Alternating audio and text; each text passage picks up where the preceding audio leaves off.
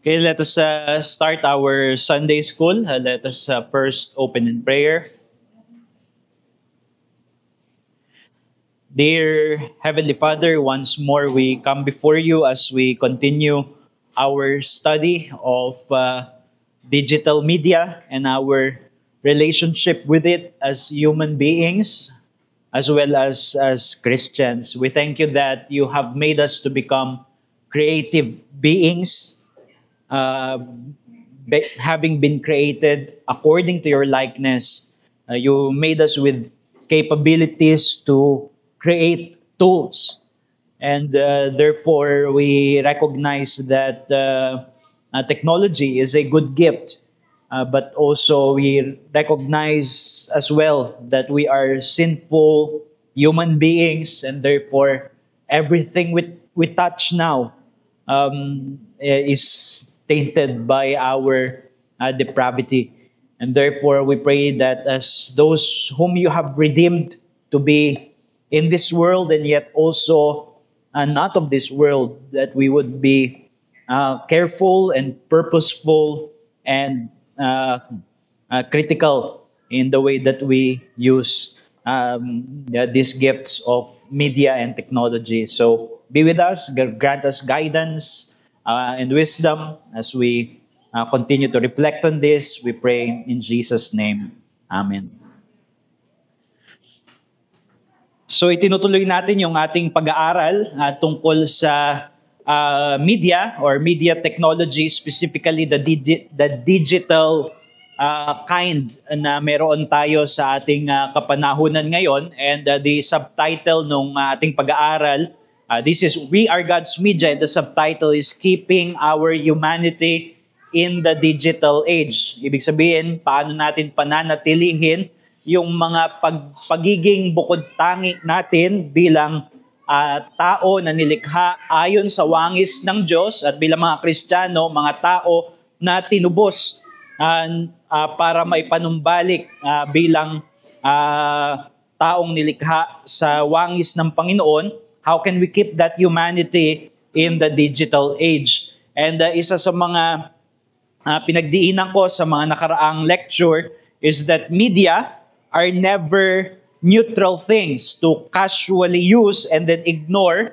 with little to no effects on ourselves. Ibig sabihin, we cannot really have a casual relationship with the tools that we use most frequently, most immersively.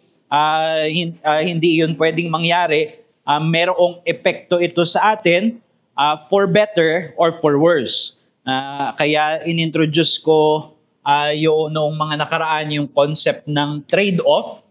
This is not necessarily bad, since the idea of trade-off is meron tayong ipinagpapalit doon sa ating maaaring makuha. But it only means that if we are to be intelligent and purposeful in our use of technology, of digital tools, we are to consider both what is gained and what is lost in adopting a certain tool.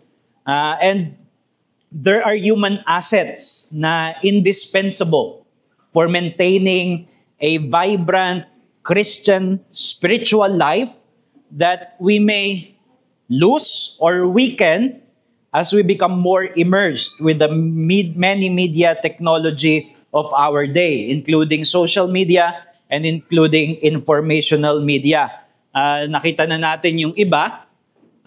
Isa doon ay yung concentration. Yun yung una nating pinag-aralan. Tapos tinignan natin yung ating capacity for solitude. And then also our capacity for embodied social interaction.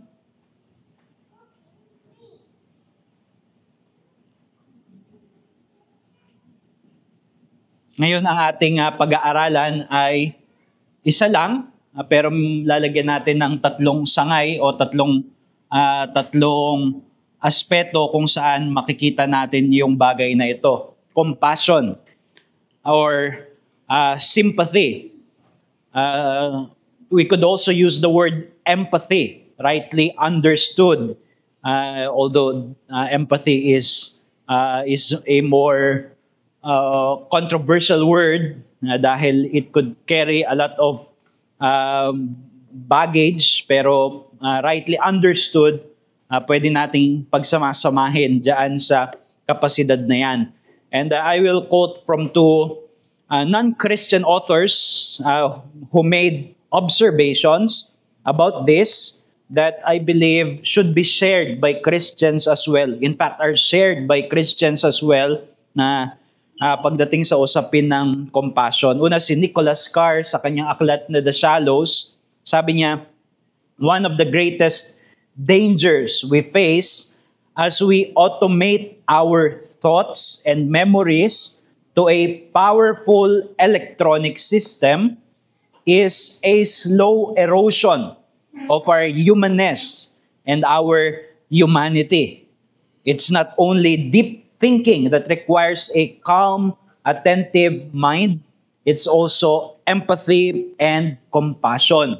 So sinasabi niya na kung ano yung kailangan natin na kapasidad para sa mas mabagal at malalim na pag-iisip, yun din karaniwan yung kapasidad na kinakailangan natin in order to exercise sympathy, compassion sa ibang tao.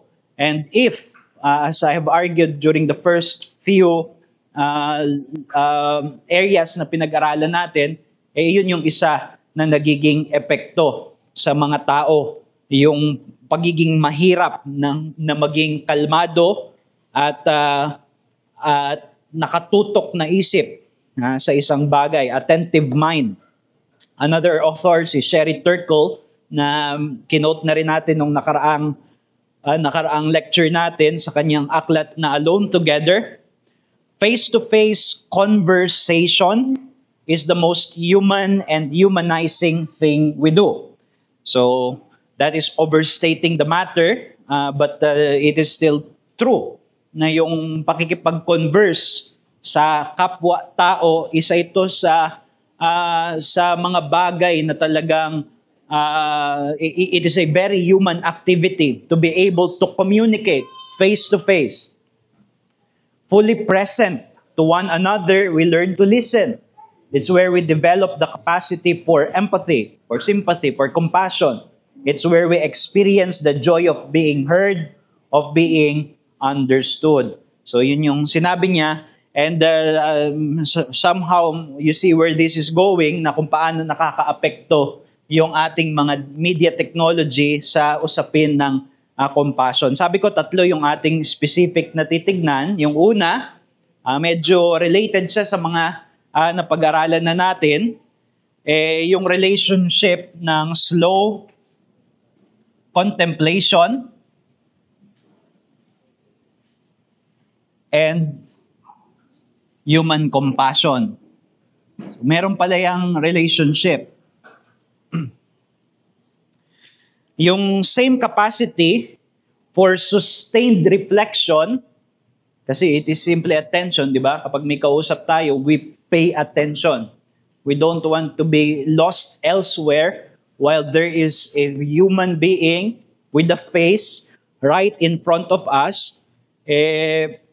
Yun yung kailangan para makapakinig tayo sa isang tao with our full attention and with our full sympathetic, compassionate sensibilities. Pero dahil nga sa mga media technology na nagpapahirap sa atin na i-capture yung ating attention, yung same attention na nahihirapan tayong i-exercise when we are listening to a long sermon, it is the same attention na kailangan natin para makinig sa ibang tao with our full attention. In fact, meron ngang scientific research na ginawa dyan, led by a man named Antonio Damasio. Director siya ng Brain and Creative Institute at USC College. And it reveals how human virtues such as compassion and sympathy actually require a slow kind of contemplative thinking. So isa pala 'yon sa prerequisite, yung kaya mong tumutok. If you have a constantly distracted mind, mahirap na umupo at totoong pakinggan yung isang tao sa kanyang mga sinasabi in such a way that we learn to sympathize, we learn to have compassion dun sa mga naririnig natin sa ating kausap. As we already explored, this slow kind of thinking is the kind of thinking that is being undermined by this new media technology. Sabi ng isang article na pagbatayan ko, si Carl Marziali, sa kanyang aklat na Nobler Instincts Take Time, sabi niya, fast-paced digital media tools may direct some heavy users away from traditional avenues for learning about humanity, such as engagement with literature or face-to-face social interactions. So, inaagaw tayo nito para mas maintindihan natin talaga yung pagiging tao, kung anong kahulugan ng maging tao na usually nakukuha natin sa pagkilala sa mga tao na nakakausap natin, whereas which happens if there is really a slow, deep, and contemplative conversations with other people. Kasi di ba sa face-to-face conversation, talagang ine-engage mo, ideally, yung iyong compassionate, or again, rightly understood, the word empathy, yung empathetic listening. It means that we engage our full attention to another person sometimes with patient, charitable hearing in order to understand what is being said and perhaps also have an inkling of what is being felt by the person. Halimbawa, nagkikwento siya ng kanyang karanasan at kinikilala mo yung tao doon sa kanyang karanasan, nakatuto ka, hindi distracted yung isip mo so that you really get to understand where the other person is coming from. Pero minsan, madalas, kapag ang ating training araw-araw, which is what happens when we use yung mga media technology na meron tayo na excessively. Ibig sabihin, let's say hours, araw-araw. Well, that becomes a training. And it becomes a training to another kind of habit.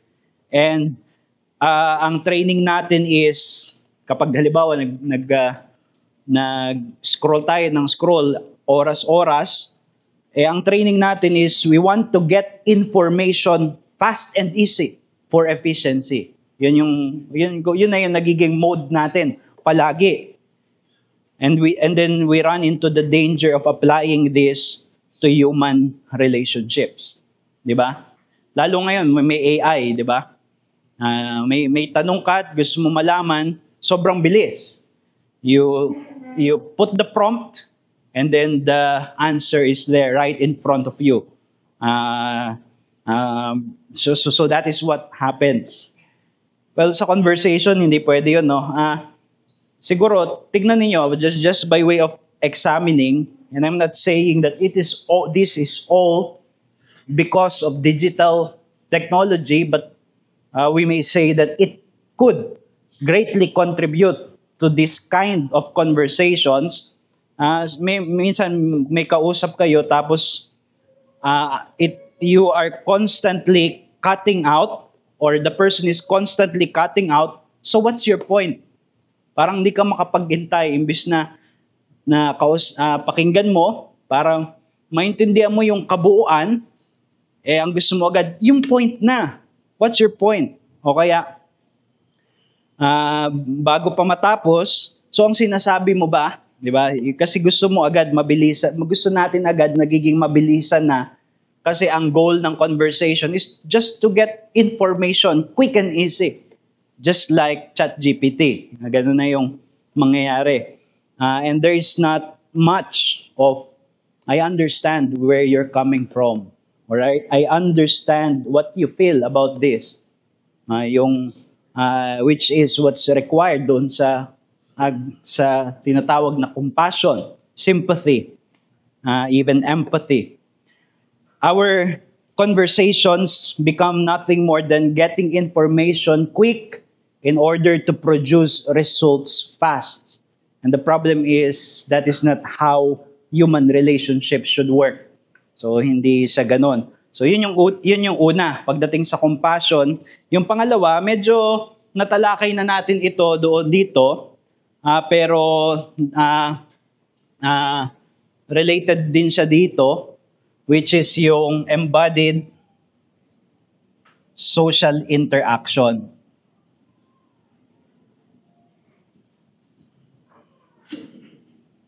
And compassion. So meron din niyang relasyon sa isa't isa.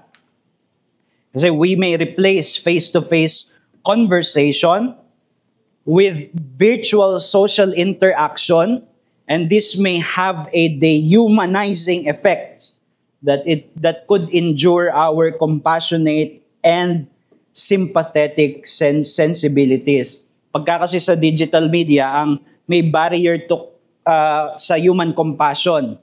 Dahil ang interaction natin doon sa tao on the other end of the line, of that digital line, is mediated by a faceless, apathetic machine. Sa face-to-face conversation, the whole process of a conversation, it is informed by an awareness of the real humanity. Ang kausap mo tao, merong damdamin.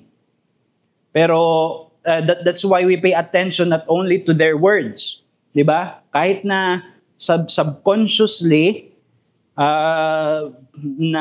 hindi naman natin pinaprocess explicitly, but subconsciously nakukuha natin yung mga subtle cues ng kanilang facial expression and tone of voice, 'di ba? So kaya hindi lang yung impormasyon, hindi lang na sinasabi nila yung nagiging mahalaga, kung hindi nakukuha rin natin yung impormasyon o yung social cues ng kanilang nararamdaman. In other words, kapag kami kausap tayo face-to-face, our compassionate sensibilities are involved. Hindi lang tainga, kung hindi yung ating damdamin. It is involved doon sa pakikipag-usap. And this becomes more challenging in avenues that are provided by social media. Si Tony Reinke, na nagsulat siya ng Christian book about smartphones, how smartphone is changing you. At ito yung isa sa kanyang sinabi. Our bodies distinguish us from one another and mark off our existence in the world. In the digital realm, we lose this key reference point. We lose sight of one another. And when we do, anger boils more quickly. We are more likely to bubble with rage toward others screen to screen instead of face to face. And researchers call this phenomenon anonymous anger. The steam of anger finds quick release in words thumbed into our phones. It is too convenient to vent our rage in public now. In other words, it's very difficult to link words on a screen with the reality that there is a living, breathing person, human, on the other end of the connection. Online anger is a consequence of the division in our lives. Our attention is divided, our minds are divided, and our digital personas are separated from flesh and blood. These divisions lead to avoidable misunderstandings and short fuses online. Our typing thumbs lack empathy without living faces in front of us. It is much easier to slander an online avatar than a real life brother. So I believe those are well said. Minsan, pupunta ka sa comment section ng isang post, di ba? Tapos pag nakita mo, it's ugly. Most of the comments are ugly. Mga bagay na I believe hindi sasabihin nung taong nagsulat doon sa taong kinokomentan niya kapag magkaharap sila. Pero sinasabi nila dahil ang kaharap nila ay phone. At yung hindi gumagalaw na nakangiting profile picture. Di ba? So, halimbawa, issue, let's say politics, tapos sa comment section makikita mo, tinatawag na BOBO ka, di ba? So, may isip mo, kung magkaharap kaya sila, ganun kaya yung conversation nila sa politics. So, because it becomes very easy to forget that on the other side of the screen or of that connection, there is a human being created in the image of God. It is easy to be aroused to anger against those whose faces are static and made of pixels, rather than if you are in front of a flesh and blood, living, breathing, not one-dimensional human being. Siguro, we all have an experience of saying things through social media apps that we would not otherwise say in front of a living human person, di ba? So, we understand the problem. Or, ito pa yung isang pwedeng case nito, and I know some people like this. I could name some in my head.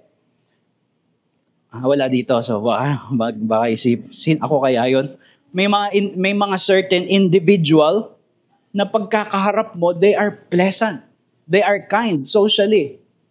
Pero pag nakita mo na yung persona nila sa social media, lahat minumura nila at inaaway nila. So there's a divide. Paano nangyari yun? And that's the reason.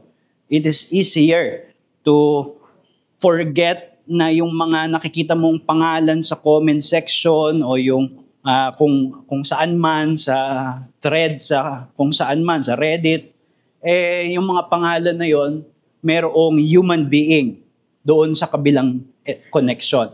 So we must remember that. And we can look at this, of course, in two ways. The media only reveal who they truly are. So balik tayo dun sa sinasabi ko na sobrang bait sa harap, pagkaharap mo, pero pagka nasa social media, talagang matalas yung pananalita. Well, yun talaga siya. Well, that may be partly true, only partly true. Pero I believe that it is also true that this new media have a way of aggravating our sinful tendencies. Kaya yun yung dahilan bakit we need to be watchful. Because compassion is a specifically Christian virtue that we must possess. We must remember that it is a Christian duty to listen and to respond with gracious, truthful speech.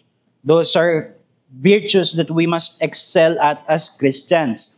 In James 1 verse 9, we are told that we are to be quick to listen and slow to speak.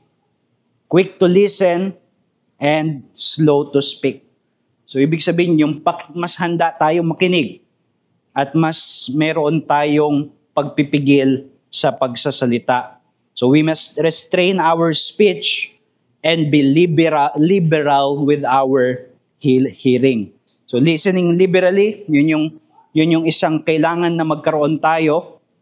Kaya just to give a practical advice no para sa atin bilang mga sa lahat ng mga conversation natin, hindi lang sa social media kung hindi sa lahat, whether it be in our families, in the church, among our friends, pag meron tayong conversation sa ibang tao, make sure that we are truly listening when the other person is speaking. Kasi it is possible na pag may kausap ka, ang iniisip mo ay yung sagot, di ba? Habang nagsasalita, pino-formulate mo yung sagot.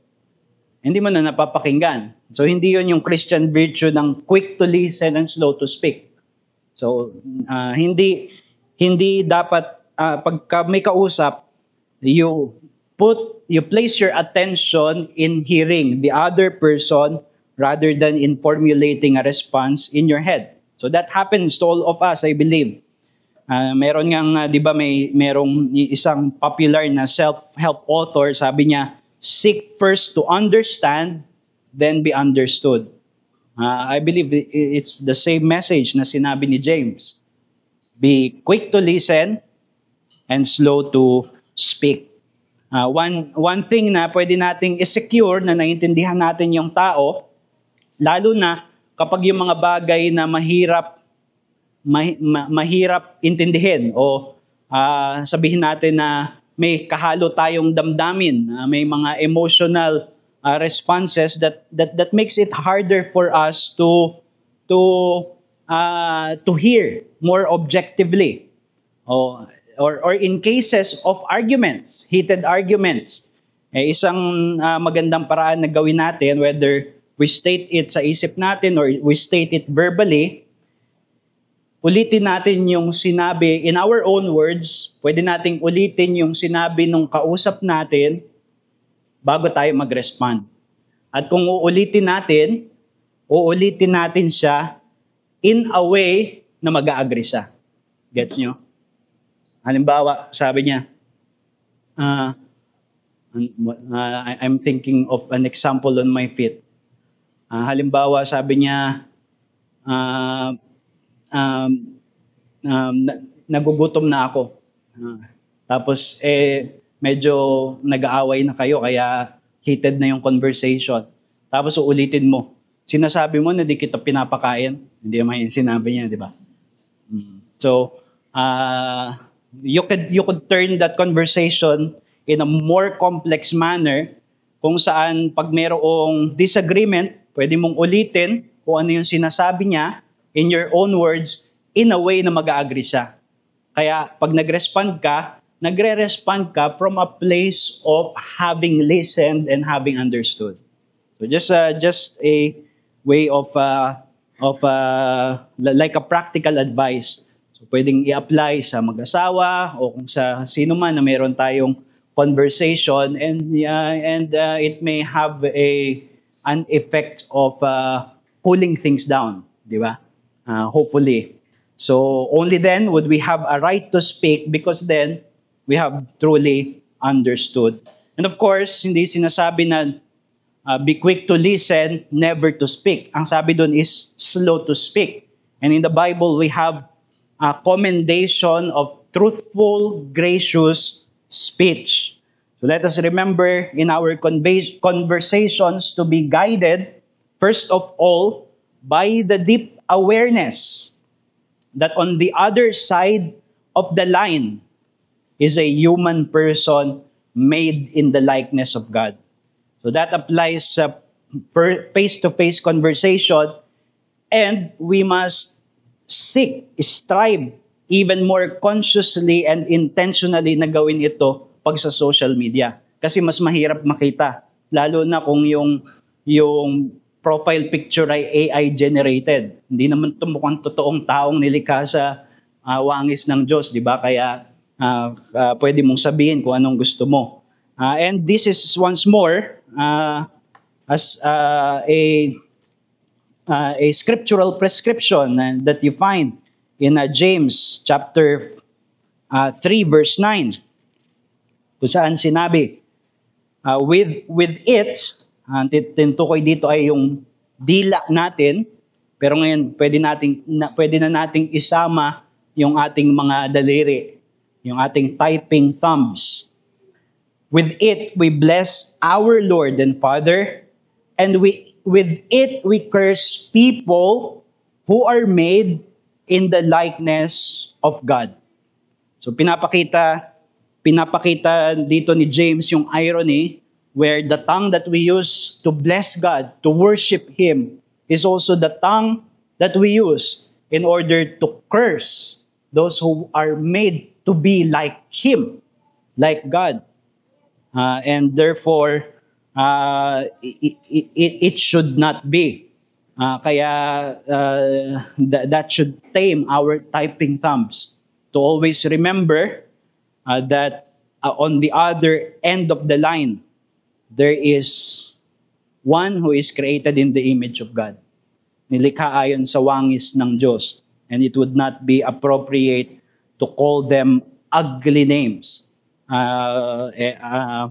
or say things wrongly, unjustly, slanderously, because they are made in the image of God. And there is a challenge to fully perceiving this in social media, kaya kailangan ng extra effort.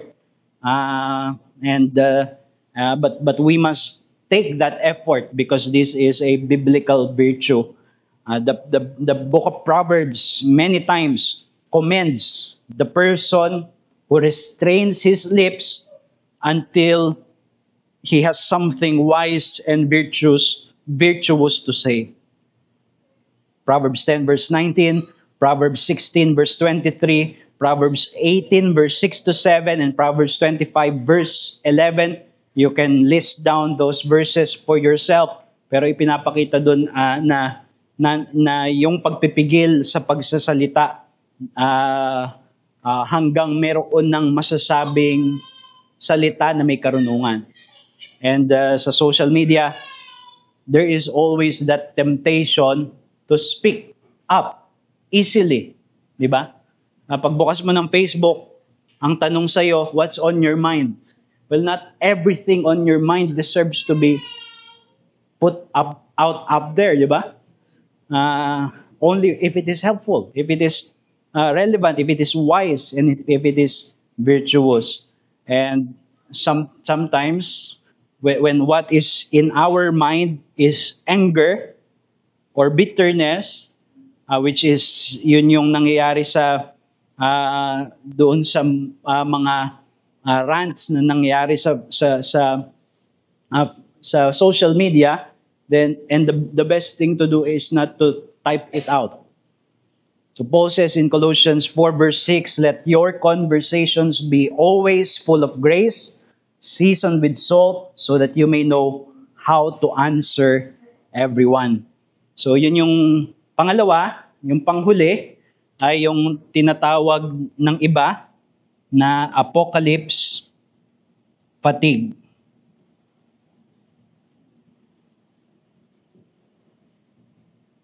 And compassion.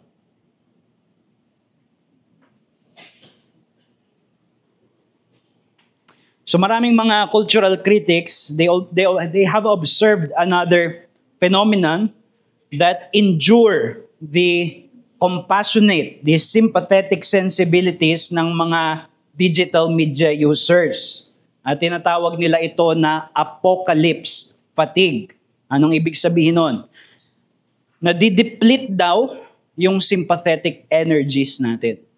Meron pala, parang isipin ninyo, of course, when compassion is something that you exercise, such as patience. Diba? Kaya mayroon tayong kasabihan minsan, naubusan na ako ng pasensya. Diba? O yung ganun din yung sa sympathies. Sa social media, we are bombarded. We are given an unending flow of exposure to depressing news. Di ba? Hindi ito bago sa digital media ng panahon natin. In many ways, yun yung nature ng pagre-report ng news. Kasi walang headline na sinasabing walang gera ngayong araw. Di ba? Ang headline is may bagong gera. So, ang tendency talaga ng news is to report a negative happening. Di ba? So whether traditional media or digital media, inevitably, mas marami kang mababasang bad news kaysa sa good news. Pero yung mga bagong media natin ngayon, digital media outlet, it has made matters worse for us. And it does so by the quick and widespread of news information. And hindi natin pwedeng itanggi that it forces to us a view of the world. Pagka sa halimbawa nagtitingin ako sa Facebook, tapos minsan madalas kong makita recently crime, Antipolo. May nangyaring crime, Antipolo. Wala akong statistics kung tumaas ba talaga yung criminality. Pero somehow, may mga takot na akong puntahang lugar. Diba? Siguro nga, tumaas yung criminality. Pero nakuha ko yung reality na yon, yung perception ko ng reality na nakakatakot tumira ngayon dito sa Antipolo. Doon sa pag-swipe ko ng Facebook at ang dami kong nakita na yung isang lalaki pumasok doon sa isang garay, binaril niya, and it impresses itself on my mind. Tapos naka-4 na balita akong nakita, and suddenly I have a new picture of Antipolo. It is unsafe, di ba? Yun yung exposure natin ngayon. Isang nangyayari is local problems become globalized. So sa apocalypse fatigue na yan na tinatawag, yung local problems becomes global.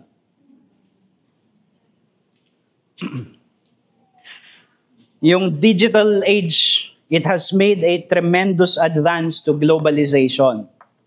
The world has become more connected now through the digital medium, far more than previous generations have ever dreamed of. Sa pamamagitan ng telephone, bridges, ports, inisip nila ito na yung best that we could do to connect the world. But then we had the internet.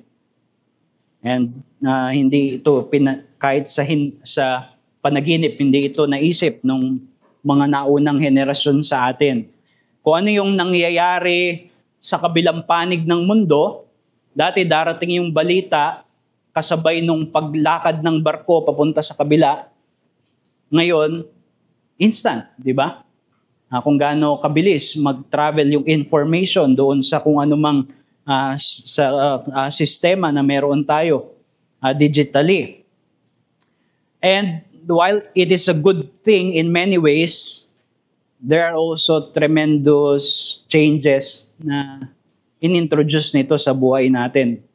And one is that we now carry the whole world on our backs. It is now practically no longer possible for us to localize humanitarian concerns.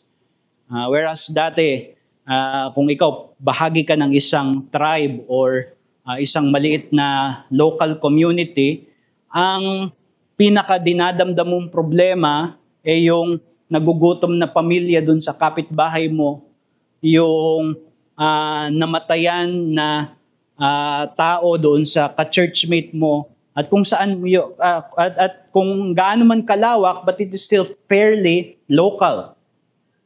Ngayon, na pinapaalala sa atin araw-araw na may racism sa Amerika daw, merong political turmoil na nangyayari sa Nigeria, at kung ano-ano pa. And suddenly, we are confronted by the evil of the globe. More impressively kasi nakikita natin mismo sa harapan ng ating screen. And kung idadagdag pa natin yung mga present ideologies, social justice ideologies na nagsasabing if you do not, hindi mo pinapansin yung problema doon sa Amerika, ikaw ay, kung ano ng pangalan, ibabansag. So parang sinasabi, kailangan may maramdamang katungkol dito, ngayon na, kahit na hindi yun at your immediate locality, nasa ibang panig ng mundo. And we must remember that God created us as one that as those that are characterized by locality. Hindi tayo omnipresent. Hindi tayo omniscient. We are created with limitations and we are placed in a specific geographical location. At hindi ibig sabihin nun, bawal tayong mga ilam sa ibang mga bahagi. Ang ibig sabihin nun, kagaya ng ipinangaral sa atin, nagsisimula tayo sa lokalidad. At bago natin isipin na may kakayahan tayong iligtas yung buong mundo, aayusin muna natin yung lokalidad. Diba? Yung kanina sa 1 Timothy 3. How shall he manage the household of God if he could not manage his own household well? So, ibig sabihin, nagsisimula tayo sa mas lokal. Paano mo masasabi na kaya mong solusyonan yung kahirapan ng bansa kung hindi mo masolusyonan yung, halimbawa, yung mga pangangailangan ng sarili mong pamilya? O kung ano pang mga pwede nating idagdag. Yung kinukot ko, si Reid Mercer Schuchart, isang Christian, Reformed Christian who also has an interest in journalism and media technology. Sabi niya, we were created to handle, at dinescribe niya muna pala yung apocalypse fatigue. Sabi niya, what happens, this is apocalypse fatigue is what happens when digital conditions require human beings to shoulder the knowledge of horror on a global scale. Yun yung nangyayari. So, dati pag may nabalitaan kang ganitong krimen na karumal-dumal, talagang nararamdaman mo talaga. Nangyari yon dito sa sa barangay natin. Ngayon, it's just another Facebook post that we would swipe up na hindi natin wala na tayong masyadong pakialam. Nangyari naman talaga yan. So sabi niya, yun yung meron tayong ongoing reminder whenever we open up Facebook that there are global issues of injustice, oppression, poverty, crime, and therefore all our efforts are insignificant. Walang magagawa.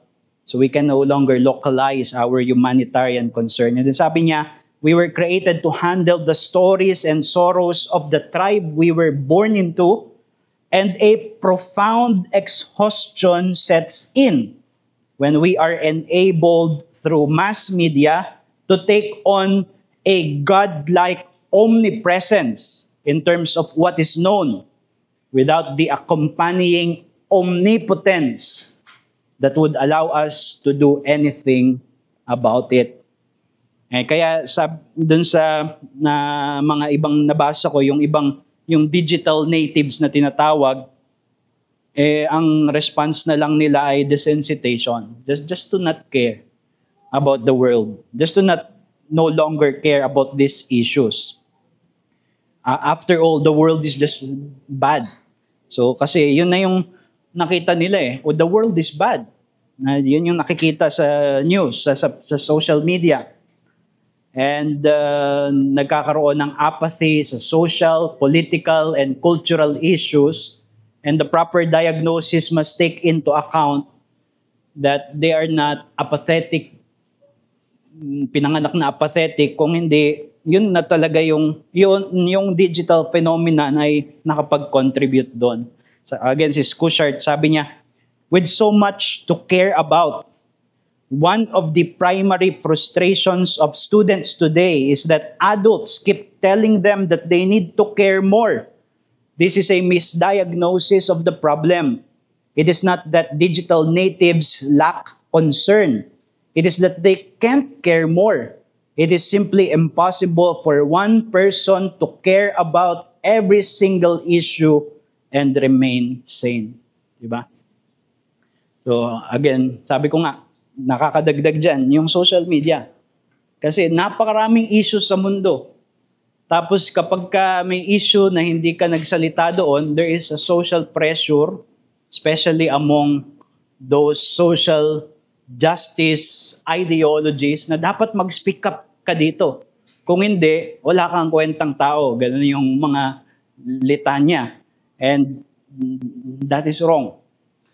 This observation is made by the preacher, by the writer of Ecclesiastes.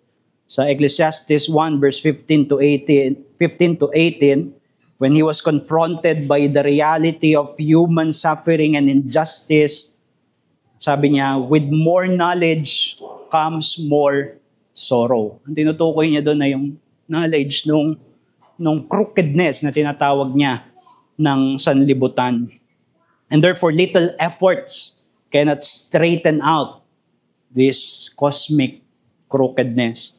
So, yun yung nangyayari, yung local problem nagiging global. Tapos may isa pa, tungkol sa algorithm ng mga kinokonsume natin, tawag ko lang dyan ay parang rabbit hole yan. I'm sure alam nyo naman ito. Pag may smartphone ka, lahat journalist na ngayon eh. Di ba? Every bad happening na usually just escape the notice of people, ngayon pinipresent sa harapan mo. Ito, nangyari dito. Holdapan, ito, nangyari dito. Aksidente, ito, nangyari dito. Nag-aaway na kapitbahay. Dati local lang, na hindi naman balita, ngayon balita na sa smartphone natin. So every little bit of human evil on the streets, it is now for public consumption. And then yung user ng digital media apps, they can spiral down the pit of depressing data consumption. Kasi yung mga media apps, as you know, they run on algorithms that take note of your interests. And then it gives you more of the same. Di ba? Kung ano yung parang mas binigyan mo ng atensyon, sa susunod, yun na yung mas laging ipapalabas sa'yo. Ganun yung rabbit hole. And since most people tend to click on more bad news than good news, the engines running what appears to your feed will now bring you more of the same news, which are mostly bad news. Kasi nga, hindi mo i-click yung no war has broken out today. I-click mo pag sinabing civil war is on the brink. Di ba? And therefore, sa susunod, puro bad news na yung ipipid sa'yo. Therefore, yun yung sinabi ko kanina, we are presented with an skewed picture of the world that is overwhelmingly evil and has very little good. Puro evil. Pero hindi natin nakikita yung mga mabubuti. At least not an accurate representation of the world. Hindi accurate representation ng mundo yung nakikita natin sa Facebook. It runs on an algorithm that gives us more of the negative stuff, especially if that is what we are more interested in. And when we began to think that what is there on our app is a perfect representation of the world, we will fail to see the beauty and the goodness and the grace of our Creator who guides this world, the history and providence.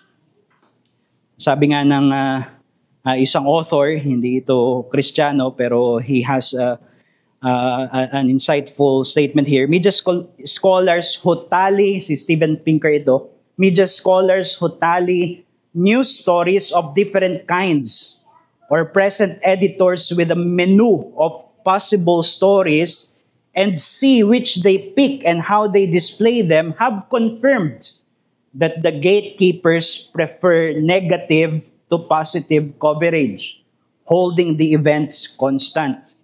That in turn provides an easy formula for pessimists on the editorial page.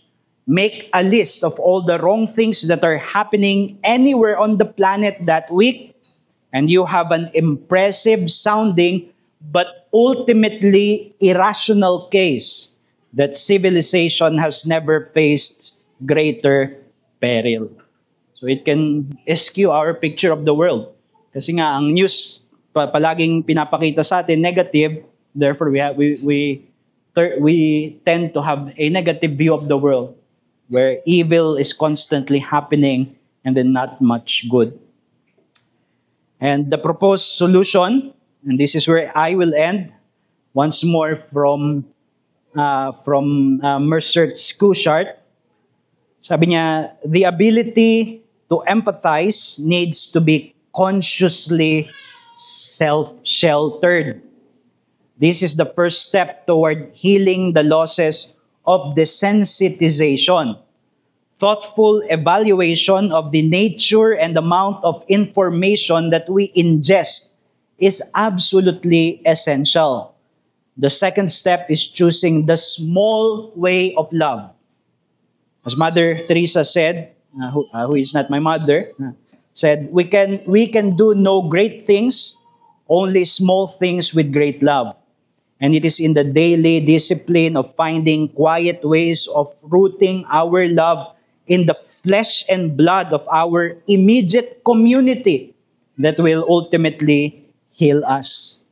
Overwhelmed by the paralysis of everything, we often choose nothing. Choosing something over nothing in the face of everything is the task of careful discernment, and it is one reason why the razor's edge has gotten sharper under digital conditions. I think I'm very attracted doon sa kanyang way of proposal. There are so much happening on a global scale that we have no control about. Evil things. And we may feel ourselves powerless to change them. But in reality, makikita natin mas magiging accurate yung ating handle of the world, perspective of the world, kung mas pupukusan natin yung mga mas local and immediate purview ng mga buhay natin.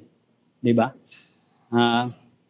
Ayusin, i-order mo yung tahanan mo. I-order mo yung sarili mo, i-order mo yung tahanan mo. I-build up mo yung church community mo. And then, unti-unti, kung kaya mong lumabas, makibahagi ka sa kawang gawa sa barangay nyo, edi maganda, di ba? It is irrational to start thinking about changing racism in America kung hindi maayos yung mismong buhay mo o tahanan mo o yung church kung saan ka nandun, di ba? It is in fact presumptuous of the worst kind to think that you can carry the burden of the world if you could not even fix the more immediate and local responsibilities. So hindi ko sinasabi na maging walang pakialam, pero yung pagkilala na sa providensya ng Diyos, ang kanyang pagkakalikha sa atin is that we are local with limitations, not omniscient, not omnipresent, but we are placed providentially in with a more local sphere of usefulness kung saan tayo dapat mas maging kapaki-pakinabang.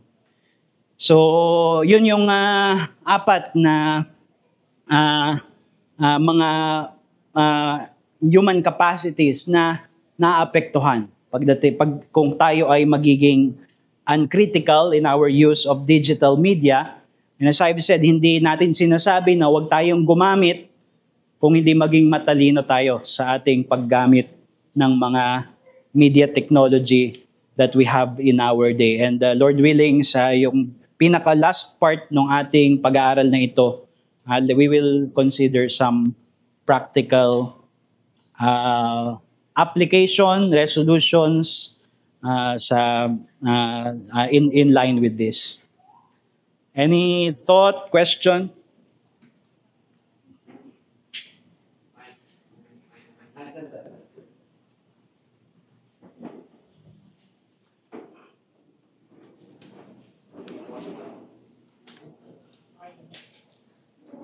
Last question. Kasi may mga Philippine conservatives ngayon na ang ginagawa nila is in a way they look dun sa mga issues sa Amerika and then they will try to anticipate in kind of settings sa Pilipinas. Isip ko lang dun sa even dun sa yung principle which I also believe. Yung makikita ko din yung wisdom na may mga, for example, ideas na hindi lang siya applicable sa US or even other West philosophies, pero nai-import siya dito. So, in a way, parang, what if, kumbaga, kung mag-localize lang tayo, dun sa setup, dun sa local, while it's being imported. So, what do you think was yung balance na parang you anticipate it at the same time, titignan mo pa rin yung local mo? Hindi yun kasama sa negative, no? Yung information hindi siya kasama sa negative na sinasabi natin na hindi natin sinasabi na it's bad to be informed, di ba? Ang gusto natin tignan yung reality kung paano tayo sineshape nito para mas makapag-respond tayo ng tama. Ang mas critical ako is yung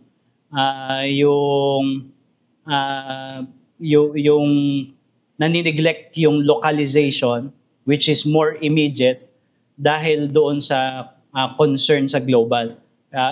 Pero hindi, kagaya sinabi ko, hindi natin kinokomment na walang pakialam sa global. And I think that's a good observation na it has a way of getting in. Pero siguro kung magdadagdag ako ng isang parang exhortation or appeal, we may have a tendency na i-overestimate yung changes na magagawa natin sa social media because it seems more large scale, di ba? Halimbawa, papasok yung mga woke ideologies at ang iniisip natin na ang primary tool namin is social media and posting our opinion on our social media. I'm not saying masama yun. I think it has a place and it is good. Pero I think mas magandang solution, halimbawa kung may asawa, may pamilya, you establish an orderly home according to God's design that becomes a living polemic against LGBTQ agenda, di ba? Mas mahirap 'yon, kaya mas madali mag-post sa social media. Mas mahirap kasi 'yun eh. It requires a daily effort.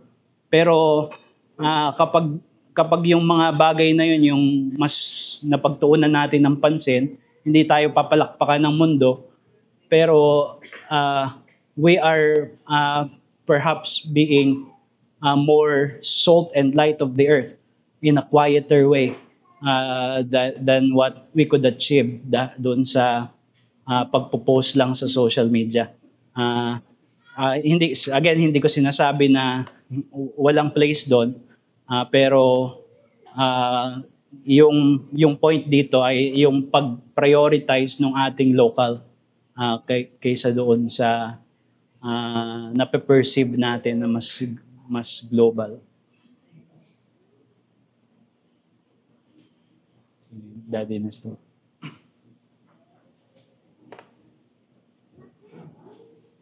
Salamat po sa pag-isip ko.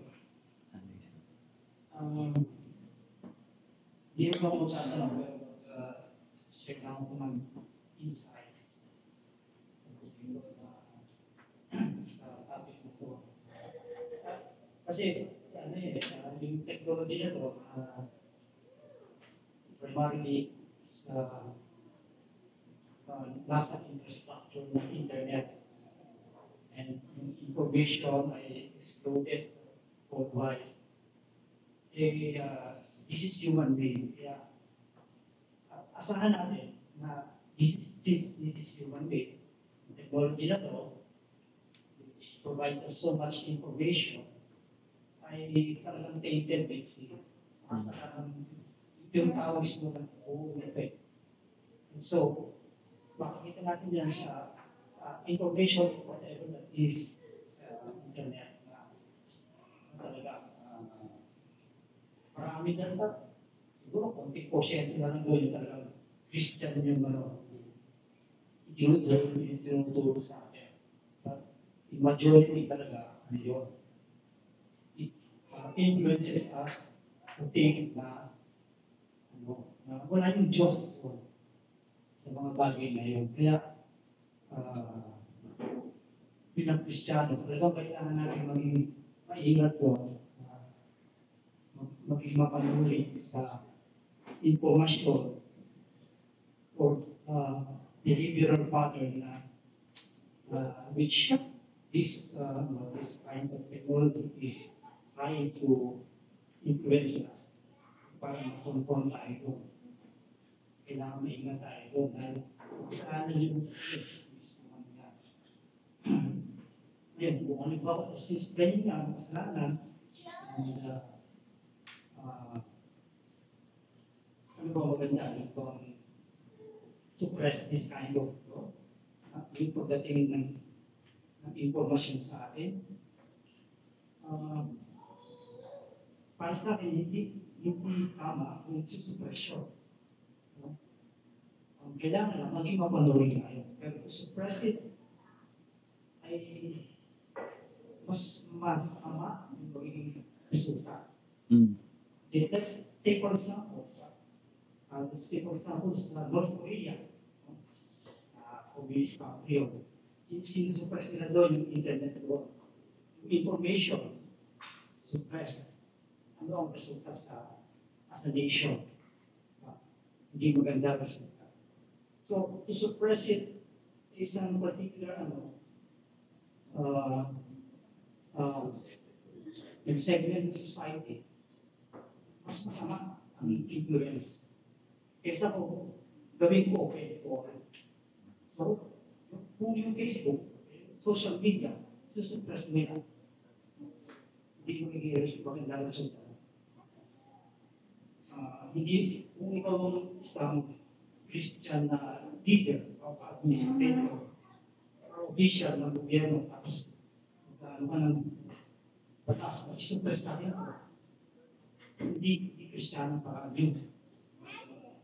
Kasi, yung mga example, sa communist country, China, although meron doon pero suppress doon, talagang yung openness sa internet. Likewise, sa North Korea. That's why ganun sila. No, anong example na technology na since naging open yun, naging maganda yung influence, yung reformation. Wala yung technology ng printing press doon. Hindi naging very influential yung reformation. So, gano'n. At paano, ano naging malaking tulong doon? Printing press technology na yun. Pati, I mean, isang prevailing na yung dark age yung panahon kulang sa informasyon ng tao. That's why gano'n sila kulang sa and then yung Roman Catholic influence doon ay yun lang ang alam nila. sa Europe. Pero nung dumating yung yung cost ni Martin Luther, kasi ng mga panagamit ng teknolohiya natin, lalong yung influensya yung pagbabago sa society with the spread ng reformation process. So, ang point ko doon, una, pinag-usapan, maging mamanuli tayo sa technology na tayo. Ito talaga this technology, hindi ito promote yung maging maka-adjust tayo. Ayun nga, maging human-centered. Pero, hindi kailangan na isuppress ko. Kaya ang lower technology niya. Any time in history, talaga, may bagong technology, pero good and bad na mga gears of it. So, sa atin nila ay dapat ay maging mapanuli ka. Thank you, Daddy. So, yun, bilang mga mananampalataya, yun talagang tugon natin sa technologies, just as digital technology is both grateful reception, and I hope na clear tayo doon, na ito ay may mga mabubuting bunga kasi yung teknolohiya, regalo talaga ng Panginoon. But we cannot receive uncritically. So kailangan natin na talagang pag-isipan paano tayo pwedeng maapektuhan nito, and therefore paano natin i-manage yung exposure natin doon sa teknolohiya. So I think yun yung yun din yung sinare ni Daddy Nestor.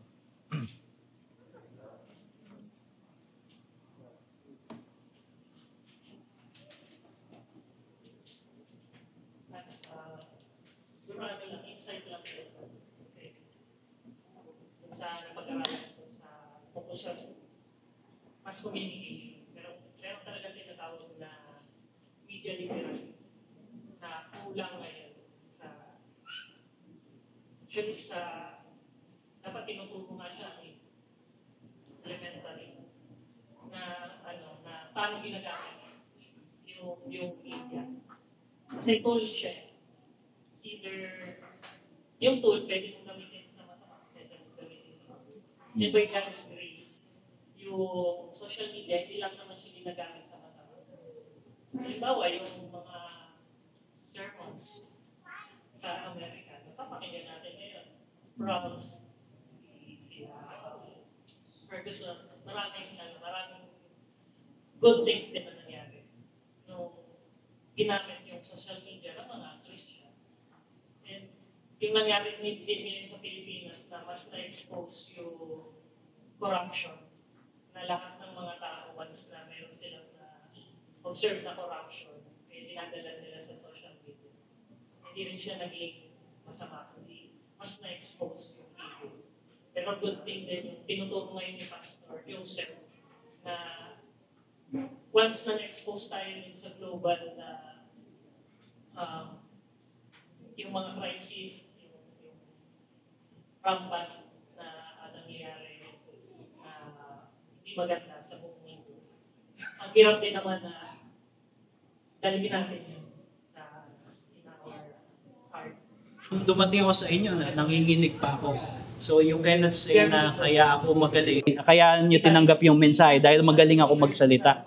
It was because I decided to know nothing among you except Jesus Christ and Him crucified.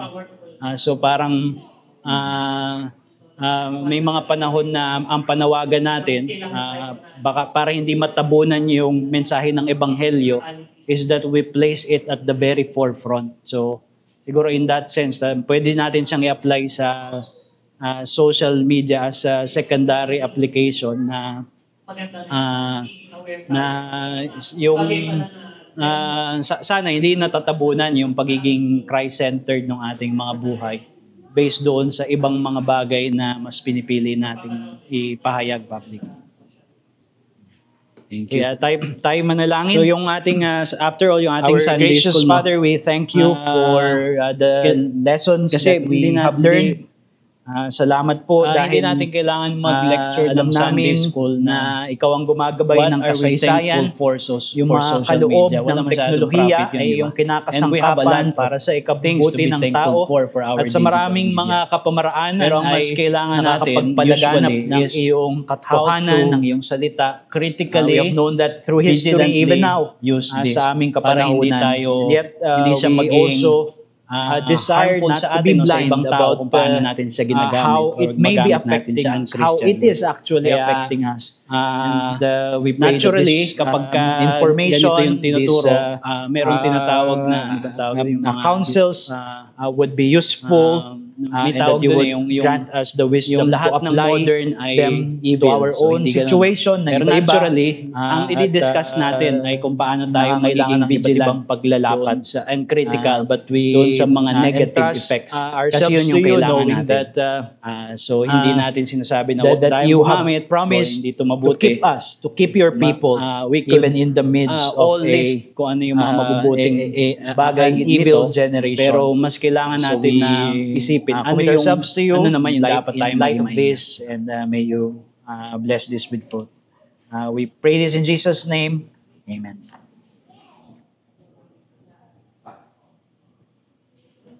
Ako, lately, marami akong media post. Ngayon ko lang yung ginawa. Although, naglalagay ako ng verse, di ba yung nangyari ni Duterte. So, sabi ko doon, kahit sa pinakamasahol na mapasalanan, pwedeng mapawalang sala. Sabi ko, kung siya ay sisisi ng kanyang kasalanan at mananampalataya kay Kristo at sa kanyang ginawa. Pero may ako nag-comment kasi nagsugot sa work. Hindi niya maintindihan, parang baliktad yung pagkakaintindi niya na, bakit? Ikaw ba mabuti ka? Talaga hindi mo maintindihan. Kaya, may nagsalita pa nga sa akin ng isang word lang ULOL. Sabi ko, ganito pala. At hindi na ako sumasagot. Isang post na, hindi ako nag-react sa reaction niya. Pinabasa ko na. So, saka isa pa, ang observation ko, kasi even yung mga local channels, nasa social media na. Wala na ako subscription based sa Sky Cable. Kasi pati news, pinapanood ko sa internet. Kaya lang, very predictable talaga pagka ang news outlet na pinapakinggan mo ay sa Pilipinas. Lalo na pagka yung channel doon, puro krimen ng una doon. Walang introduction na news doon kung hindi krimen. So talagang masyadong negatibo. Kaya ako, pagka ganon, lumilipat ako agad sa CNA, yung news outlet ng Singapore. Kasi doon, maraming positive na bagay. Maraming inspiring, human achievements, yung mga gano'n. Yung lang nagtetemper ng sama ng balita sa Pilipinas. Kaya siguro gano'n din sa atin. Kaya may good and bad talaga. Kaya lang ikaw ang bibigay kung ano yung mas gusto mong ma-apekto sa iyo. So yun yung actually yun yung sinasabi ko na ginagamit natin yung social media pero hindi kagaya ng paggamit ng sanlibutan, yung critical. Halimbawa, walang masama na mag-post tayo politically kasi nga mamamayan tayo ng Pilipinas eh. Pero hindi tayo magpo-post nung pinost against di ba, Kuya Boy na ULOL, di ba? So ganun yung yung pag we don't take ourselves out of the world, we go into the world as salt and light. Yun yung panawagan sa atin ng Panginoong Hesus. Last one, kung mayroong si Kuya Noriel naman. Tapos na naman si Jerome. Pastoril na, kung pinag-aralan natin yung faith ko, Maganda ko siya example kung ituturo itong 1 Corinthians 2nd chapter 2 verse 2 na although ang context will go about the issue of the church na sinabing, for I decided not to know anything about you except Jesus Christ and Him crucified. Maganda kaya sa example niya. Kasi doon maraming ng problema sa church sa mga issue. So nakakalimutan na si Christ. So maganda kaya example niya pag itinuro ng verse 2. Parang gamitin natin yung ating social media para rin, kasi nag-i-speak out tayo sa maraming mga bagay, pero bihira na makita natin na we also make public our faith and yung mensahe ng ebanghelyo. So mas maganda nga na makilala tayo sa profession of faith natin. Parang ganun, no, Kuya Noriel? Tama ba? For I decided not to know anything among you. Sa dami ng problema sa church ko, or isasama natin yung problema natin sa social media, wala na talaga yung natin, yung proclamation natin na sana mag-promote sa Christ, pero nawawala. Napapatala yung lahat